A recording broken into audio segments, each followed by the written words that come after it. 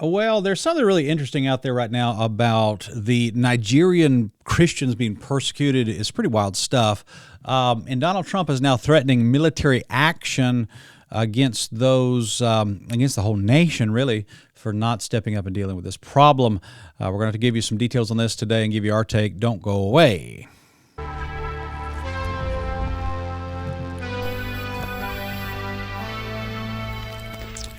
All right, guys, thank you very much for watching today. This is your friend Spencer. Got our new book, The Handbook of Modern Heretics. We're going to promote that this week, so please endure my little plugs and hope that you don't get too mad at me.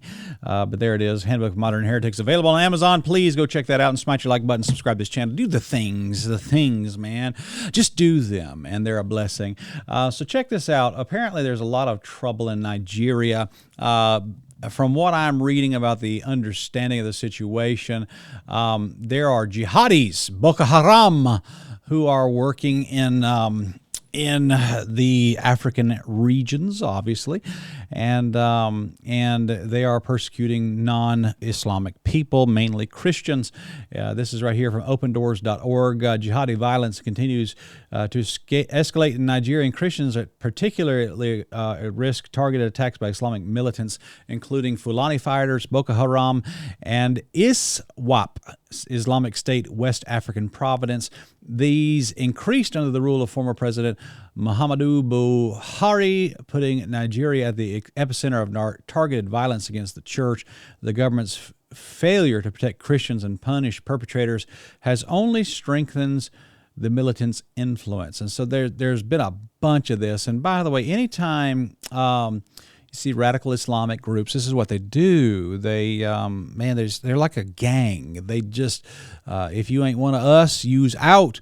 And it's just a terrible thing. And if gone unchecked, it just grows and grows and festers like a cancer. But this right here, this is from CatholicNewsAgency.com, and a lot of Catholic churches have been persecuted by these people. Christian persecution in Nigeria, 1,200 churches destroyed annually, hundreds killed. And there's a bunch of stuff here. According to the Catholic Bishops' Conference in Nigeria, at least 145 priests have been kidnapped, 11 have been murdered, and 4 remain missing since 2015. However, Inner Society claims that the reality is much worse. According to its count, at least 250 Catholic clergy have been attacked, in addition to another 350 clergy from other denominations. So this is pretty heavy stuff. I mean, there's a lot going on in these areas, and it's something that, just at some point somebody's got to say something. Now, we worked in Kenya for a long time, and Kenya was a place that of course, was right next door to Somalia. And for those of you who don't know where Nigeria is, I'll just show you here on the map, just to give a little geography lesson for everybody. But this is Nigeria. We worked right here in Kenya. That's where we were we went back and forth in there for years and plan to go back next year. But Eastern Kenya over here, Mombasa, all this area, they had a lot of problems with the Boko Haram. I believe it was Al-Shabaab that was in Somalia. There's so many. They would just come across, grab people, and come back across the border. And really kind of from years ago, I don't know if it's the way now, but like somewhere through here is like no man's land. Like you don't go there. There's trouble there, and nothing's being done about it. But over here you have Nigeria, and Nigeria is having some serious problems with radical Islamic terrorism and stuff like that. But Donald Trump has been pressured and is saying now that he's going to try to intervene, or at least he's threatening the government. If you don't do something about it, we will. And this is from thehill.com. President Trump's response to defend persecuted Christians in Nigeria has put Abuja on the back foot and thrust Africa's most populous country into the president's unpredictable crosshairs. That's not a good place to be. Trump threatened over the weekend to mobilize American troops against Islamic terrorists killing Christians, blaming Nigeria's leaders for failing to tackle the problem and labeling it a country of particular concern because of religious violence. The designation compels the president to consult with designated government, draft up a foreign policy action plan, and consult with Congress about implementation within 90 days. Trump also threatened to cut off aid and assistance to Nigeria, barring meaningful action. I think if he did that, they would come crawling to the table. The CPC designation was a victory for advocates who had mounted an intense lobbying campaign for U.S. action to defend Christians in Nigeria. It was unexpected. It was even a toss-up till the end, said Nina Shea, senior fellow and director of the Center for Religious Freedom and the Hudson Institute, who met with administration officials last Friday night. There was no decision at the beginning of the week. By the end of the week, there was a decision. It was not really anticipated that he would designate it or when he would designate it, although he had to under law by the end of the year. And so they're saying, thank you, President Trump and his team, for taking this seriously. Minaj wrote like Nicki Minaj. I hope it's not Nicki Minaj. Lord have mercy. So it is Nicki Minaj. So yikes. Ted Cruz is promoting it as well. And so Trump's threat of military action has escalated beyond what some advocates were pushing for when it comes, as he has suggested, armed intervention in South America targeting drug cartels. And by the way, Reagan did a lot of that stuff. Reagan did a lot of intervention with the cartels in South America. If the Nigerian government continues to allow the killing of Christians, the USA will immediately stop all aid and assistance to Nigeria and may very well go into that now disgraced country, quote, guns a-blazing, to completely wipe out the Islamic terrorists who are committing these horrible atrocities.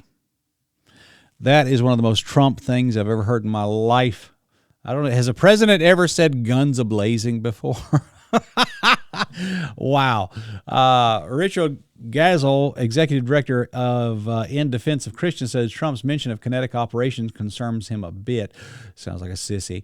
Gazel said he believes the president is drawing a line between moves that threaten the stability of the Nigerian government and taking action against terrorist groups. Gazel, along with other conservative groups and Christian organizations, met with officials October 29th, pushing for Nigeria's designation as a CPC to motivate Nigerian government to take firm action. And so y'all got to do something. They better do something, or Trump will, and that's not necessarily a bad thing. Analysts point out that Nigeria's majority Muslim population has also faced violence and killing at the hands of Islamic extremists operating in the country, but there's no doubt the Christian community has been hit hard. I think right now Nigeria, I think it's 40% Muslim. And Islam is actually a lot more prominent in Africa than it is here in the West. And that's just part of it. Like, that's one of the reasons I learned a lot about Hinduism, is because, we spent a little bit of time in Kenya, made a lot of trips over there, talked to a lot of Hindu people, a lot of Muslims, and that type of stuff. I had a good conversation with a Muslim in a Detroit airport not too long ago, and I knew I was able to talk to him intelligently about his religion and witness to him with the gospel and stuff like that. So, I'm curious what's going to happen with this. There is a lot going on.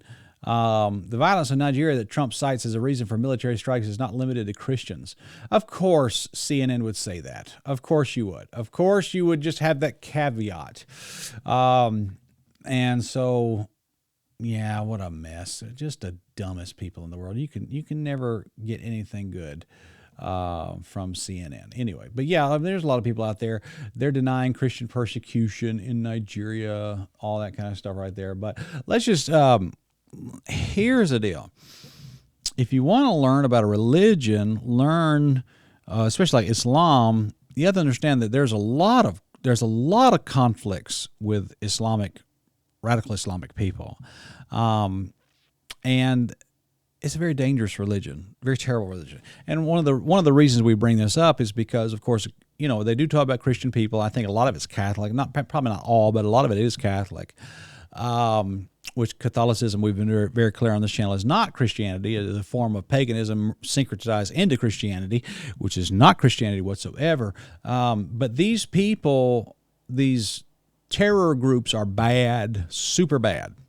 That sounds so profound, doesn't it?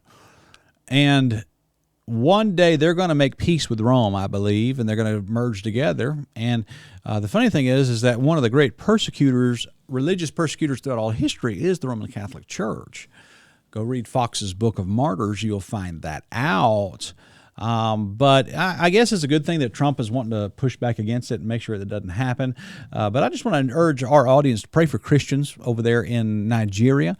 Pray that God would give them strength and grace. Pray that the Romans 13 powers that be would, terrorize the evildoers, and that would happen, and that would be a great thing, and that'll be wonderful. So check out our book, Handbook of Modern Heretics. We actually have a chapter in here about Catholicism, and I think you guys will like that, and you'll enjoy it. So check it out, link in the description below, and subscribe to this channel if you are new, and we will see you guys next time. Have a good day.